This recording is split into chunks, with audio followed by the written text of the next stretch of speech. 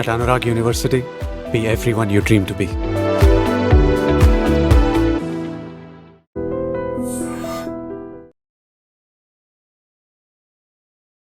I dream చూస్తున్న ప్రేక్షకులందరికీ నమస్కారం. ఈరోజు మనతో పాటు జ్యోతిష్య వాచస్పతి బ్రహ్మశ్రీ పోతుకుచ్చి చంద్రమౌళి శాస్త్రి గారు మనతో పాటు ఉన్నారు.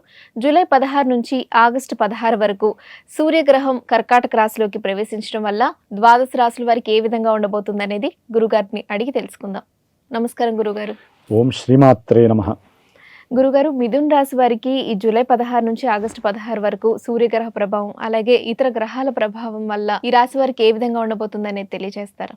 అమ్మ, మిథున రాశి వారికి ఈ జూలై 16 నుంచి ఆగస్టు 16 వరకు కూడా సూర్యుడు విశేషమైనటువంటి ఫలితాలని ప్రసాదిస్తాడు. ఎందుకంటే ఆయన యొక్క సంచారము నెలకొకసారి ఉంటుంది. దాంట్లో ఇప్పుడు మిథునం నుంచి కర్కాటకంలోకి దక్షిణాయన పుణ్యకాలం సంచారం ప్రారంభమవుతుంది. ఆయన ధనస్థానంలోకి వస్తున్నాడు. ధనస్థానంలో ఆల్రెడీ మనకి గురువు చాలా విశేషమైన బలంగా ఉన్నాడు. మిథున రాశి వారికి ఆల్రెడీ ఆ ఫ్లోటింగ్ని అనుభవిస్తున్నారు. ఫ్లోటింగ్ అంటే సంపాదన వస్తుంది, వెళ్ళిపోవటం కూడా జరుగుతుంది. ఇప్పుడు ఇంకా ఎక్కువగా వెళ్ళిపోతూ ఉంటుంది. ఏ రకంగా? ప్రయాణాల ద్వారా, ఉద్యోగ సంబంధిత విషయాలలో వీరికి చేదు అనుభవాలు ఎదురవటం. అది ప్రభుత్వ రంగ సంస్థల, ప్రైవేట్ రంగ సంస్థల తర్వాత విషయం. ఉద్యోగాదులకి సంబంధించి వీరు చేసే ప్రయత్నాలు సఫలీకృతం కాక ఎన్నో ఇబ్బందులు గురవుతూ ఆర్థికంగా 10 రూపాయలు పెడితే కానీ ఉద్యోగ అవకాశాలు లేవు అని మిథున రాశి వారికి చాలామందికి కళ్ళకి కట్టినట్లుగా కనిపించే పరిస్థితి ఇది. ఇప్పటివరకు ఆరోగ్యపరంగా కొన్ని ఇబ్బందులు అయితే ఇప్పుడు ధనపరంగా ఉద్యోగరీత్యా కుటుంబంలో కొన్ని సమస్యలు కూడా కలగటానికి అవకాశాలు ఉంటాయి. అప్పుల బాధలు ఉన్న వాళ్ళకి ఏ విధంగా ఉంటుంది? అప్పుల బాధలు అంటే అమ్మ, మెయిన్ ఇక్కడ రుణానికి కారకుడు కుజగ్రహ భగవానుడు. మరి ఈ కుజగ్రహము మిథున రాశి వారికి 12వ స్థానంలో ఆగస్టు 1, 2వ తేదీ వరకు కూడా ఉండి విపరీతమైనటువంటి అప్పుల సమస్యలు, అప్పులు తీరుద్దాం అనుకున్నా అప్పులు తీర్చలేని పరిస్థితి, ఇంకా ఎక్కువ అయ్యే పరిస్థితులు. దాని ద్వారా ఇంట్లో అన్నదమ్ముల మధ్య కావచ్చు, బంధువుల మధ్య కావచ్చు, లేకపోతే ఉద్యోగంలో వారు చేసేటటువంటి సేవకా విభాగంలో అప్పులు తీసుకొని, ఫ్రెండ్స్ ఉంటారు కదా ఎవరో ఒకళ్ళు, వాళ్ళ ద్వారా తీసుకొని ఇట్లా ఎవరి దగ్గర అయితే తీసుకున్నారో వారందరూ కూడా బాగా ఇబ్బంది పెడుతూ ఉండేటటువంటి పరిస్థితులు, రుణబాధలు అధికమనే చెప్పుకోవాలి. ఎందుకంటే ఇక్కడ ధనస్థానంలో ఉన్నటువంటి గ్రహము గురువు ఉపయోగకరంగా ఉన్నా వచ్చిన డబ్బు వెళ్ళిపోయేటటువంటి చరరాశిలో ఉన్నాడు. కాబట్టి డబ్బు నిలబడదు వీళ్ళకి. కుటుంబంలో ఖర్చులు కూడా అమితంగా ఉంటాయి.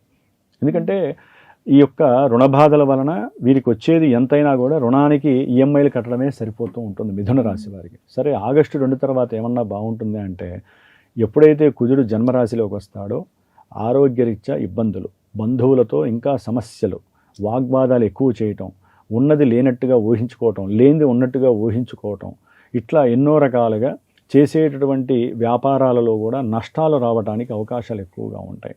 ఉద్యోగం కూడా స్వయంకృతంగా పాడు చేసుకునే పరిస్థితి ఎక్కువగా ఉంటుంది. అంటే ఉద్యోగంలో ఆటంకాలు, ఉద్యోగం చేసే ప్లేస్ చేస్తూ వీరికున్న కోపావేశాలు, అతివాదము, ఇక్కడ విషయాలు తీసుకెళ్ళి అక్కడ చెప్పటము, అక్కడ విషయాలు ఇక్కడ చెప్పటము, ఇట్లాంటివి. ఎందుకంటే అమ్మ, ఈ యొక్క జూలై 7 తర్వాత అంటే జూలై 16 నుంచి కూడా కుజుడు ఎప్పుడైతే బుధస్థానంలోకి వస్తాడో, బుధుడు ఆయనతో కలిసి ఉంటాడు అదే రాశిలో.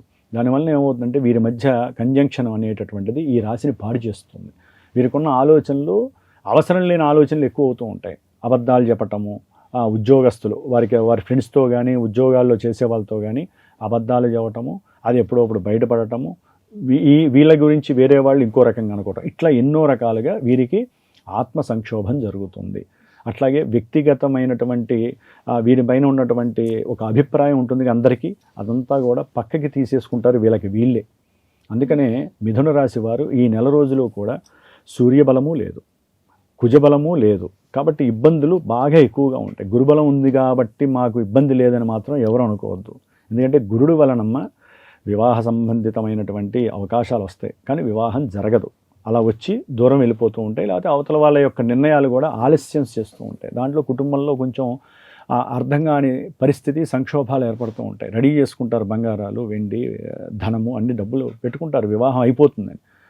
ఎందుకు అవ్వదు? లెక్క ప్రకారం గురుడు బలంగా ఉన్నాడు అంటే ఆయన ఉన్న నక్షత్రాధిపతిని కూడా బట్టి కూడా చూడాలి మనము. కాబట్టి శని బలం అనేటువంటి వివాహ ప్రయత్నాల్లో ఆటంకాలు వస్తాయి, కంపల్సరీ ఆటంకాలు వెనక్కి వెళ్ళిపోతే ఆ డబ్బంతా కూడా కొంతమందికి వృధా అయ్యే పరిస్థితులు కూడా ఉంటాయి అన్నమాట. కోర్టు సమస్యలు ఉన్న వారికి ఏ విధంగా ఉంటుందంటే, కోర్టు సమస్యలకి కూడా కారకుడు మహానుభావుడు కుజుడే కాబట్టి అన్నదమ్ముల మధ్య వ్యాపార సంబంధితమైనటువంటి కోర్టు సమస్యలు, మేనరిక బంధుత్వాల మధ్య ఉంటాయి కదా, అట్లాగే ఏదైనా సరే తల్లిదండ్రుల ఆస్తుల పరంగా కానీ, లేకపోతే వీళ్ళకు ఉన్నటువంటి ఆస్తుల పరంగా కానీ, భార్య పేరు మీద భర్త రాయటము, భర్త పేరు మీద భార్య రాయటము ఉంటాయి కదా ఆస్తుల విషయాల్లో, అది చిన్నదో పెద్దదో ఆ విషయాలలో వీరు పూర్తిగా పాడయ్యేటటువంటి అవకాశం ఈ నెల రోజుల్లో కనిపిస్తోందమ్మా. ఏ రకంగా లాయర్లకు డబ్బు పెడతారు, లాయర్లతో వాళ్ళు వాదించాల్సింది వీళ్ళు లాయర్లతో వాదించటం, ఆ కేసు కాస్త ఇంకొంచెం ఎక్కువ అవటం. అది ఏమవుతుందంటే తీసుకెళ్ళి రాచపుండు అయినట్టుగా, చిన్న పుండుని కాస్త రాచపుండు చేసినట్టుగా వీళ్ళ వ్యవహారం కాస్త పెద్దదైపోతుంది. లాయర్లతో, పోలీసులతో, జడ్జీలతో పెట్టుకోకూడదు, భార్యాభర్తలతో అసలు మూడో వ్యక్తి అసలు పెట్టుకోకూడదు. పెట్టుకుంటే ఏమవుతుందంటే ఆ సమస్య కాస్త భూతద్దంలో పెద్దదైపోతుంది. కాబట్టి కోర్టు సమస్యల యొక్క నానుడి ముఖ్యంగా మీరు అడిగారు కాబట్టి భార్యాభర్తలకి సంబంధించినటువంటి విషయాలలో, వ్యాపారానికి సంబంధించిన విషయాల్లో పూర్తిగా నష్టాన్ని కలుగజేస్తోంది. ఎందుకంటే అమ్మ, దంపతులు సౌఖ్యంగా ఉండాలంటే శుక్రబలము కుజబలం ఉండాలి. కానీ వీళ్ళిద్దరూ బలంగా ఉన్నా కూడా శుక్రుడు నీచస్థితిని కలిగి ఉండటం వలన, ఏది కుజుడేమో ఆగస్టు 1వ తేదీ వరకు శుక్రుడు కేతువుతో కలిసి తర్వాత నీచస్థితిని పొందుతున్నాడు. దానివల్ల ప్రేమానురాగాలు తగ్గటము, ఒక రకంగా చెప్పాలంటే కుజ శుక్రుల యొక్క సంబంధ బాంధవ్యం ఏంటంటే కుజ దృష్టి మొత్తాన్ని కూడా పాడు చేస్తుంది. విద్యార్థులకైతే కనుక వారి యొక్క మేధస్సు, ఆలోచనలు మొత్తం కూడా పరిపక్వత నశిస్తుంది. వేరే వ్యాపకేషన్స్ పడుతూ ఉంటాయి. కొంతమంది ఏంటంటే పరిస్థితి బాగాలేక ధనపరంగా కావచ్చు, కుటుంబ పరంగా వేరే ఎక్కడో అక్కడ ఉద్యోగం చేయాలి అని ఏదో రకమైనటువంటి ప్రయాణ సాధనాల ద్వారా చేసుకుంటూ కొన్ని యాక్సిడెంట్లు జరగడానికి ఎక్కువ అవకాశాలు ఉన్నాయి. మిథున రాశి వారు చాలా జాగ్రత్తగా ఉండాలి. వెహికల్స్ మీద వెళ్ళేటప్పుడు ఫోన్లు మాట్లాడటము, కొంతమంది వెళ్తూ చెవుల్లో, ఈ మధ్య చెవుల్లో పెట్టుకుంటున్నారు కదా, బ్లూటూత్ విడిగా మాట్లాడితేనే పిచ్చోళ్ళు అంటారు. అరుపులు కేకలతో బండ్ల మీద కార్లలో వెళ్ళేవాళ్ళు చాలామంది నేను చూశానమ్మా. కాబట్టి అవి మహా డేంజరు. అంటే మీరు బ్రేక్ కొట్టాల్సింది యాక్సిలేటర్ నొక్కుతారు, జీవితం స్మాష్ అయిపోతుంది. ఇందాక మీరు అనుకున్న కోర్టు కేసులన్నీ ఇప్పుడు బీన్ అవుతాయి. అంటే ఎట్లా ఉంటుందంటే అమ్మా, ఒక కుజగ్రహము శుక్రగ్రహాన్ని చూసింది అంటే భార్యాభర్తల మధ్య అది అక్రమ సంబంధాల, వివాహేతర సంబంధాల, వివాహాలు పాడవటమా, లేకపోతే వీళ్ళ మధ్య ఉన్నటువంటి అన్యోన్యత తెగిపోవటమా, ఇవే కాకుండా కోర్టు సమస్యల దాకా వెళ్ళటము, ప్లస్ ధనపరమైనటువంటి ఇష్యూస్లో ఇరుక్కోవటము, ఈ వాహన ప్రమాదాలు ఎక్కువ అవ్వటము, ఆపరేషన్స్కి సంబంధించినవి కూడా జరుగుతాయి. వృత్తి ఉద్యోగాదుల్లో వీరు చేసే స్వయంకృత నిర్ణయాలు, ఇది కాదులే ఇంకో చోట చూసుకుందాం అనుకుంటారు, దాంతో ఉన్న ఉద్యోగం పోగొట్టుకోవటము, వాళ్ళ మీద కేసులు వేసి వీళ్ళు ఇరుక్కోవటము, ఇట్లా ఒకటి కాదమ్మా. ఈ కుజుడు చేసే పని అంతా ఇంత కాదు. కాబట్టి చాలా జాగ్రత్తగా ఉండాలి మిథున రాశి వారు. అయితే గురుగారు, వీరు మరింత అనుకూలమైన ఫలితాలు అంటే మీరు ఇప్పుడు చెప్పారు, ఇవన్నీ వారికి ప్రమాదం కాకుండా ఉండడం కోసం ఎటువంటి పరిహారాలు చేసుకోవాలి? ఏం లేదమ్మా, భార్యాభర్తలు సంయమనంతో ఉండటం, ముందు మానసికంగా వ్యక్తిగతంగా వీళ్ళు బాగుండాలి, పూజలు చేయాలి. పూజలు చేయకుండా ఏది కూడా మన మనసుకి ఆ యొక్క ఎఫెక్ట్స్ రావు.